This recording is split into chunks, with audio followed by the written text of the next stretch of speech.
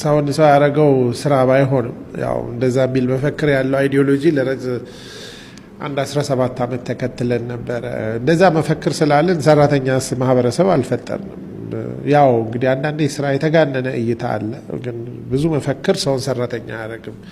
የሰው ልጅ በመፈክር ሰራተኛ ቢሆን ኖሮ ያው በደርግ ጊዜ ነበር ህዝቡ ሰራተኛ የሚሆን። ምክንያቱም ሰውን ሰው ያረጋው ስራ ከሆነ የማይሰራ ሰው አይደለም ማለት ነው እና ወይም ደግሞ ሰው መሆን አይችልም ማለት ነው። ግን እሱም ሰውን ከስንፍናም ከሌብነትም ከልመናም አያወጣም።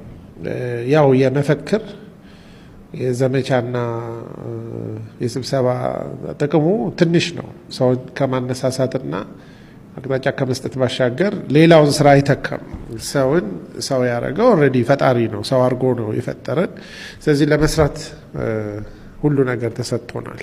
እንግዲህ ያን ማንነታችን ኦልሬዲ ሰራተኛ ካላረገን ሌላ ነገር ተመጥቶት ሰራተኛ አያረገንም። ሰው ልጅ በቃ ለሰራ ነው የተፈጠርኩት የሚል እምነት ያስፈልገዋል በሚል እንግዲህ ስለ ስራ ሰፋ ያለ ነገር አለ። እሱ ዛሬ እንደገና አንናገርም። ግን ይሄ እሱ በጣም በብዙ መንገድና አይነት ለህዝባችን መቅረብ ያለበት ሀሳብ ነው ብዬ አስባለሁ። ሁላችንም ሁሉም ሰው እንግዲህ ብዙ መስራት አለብን።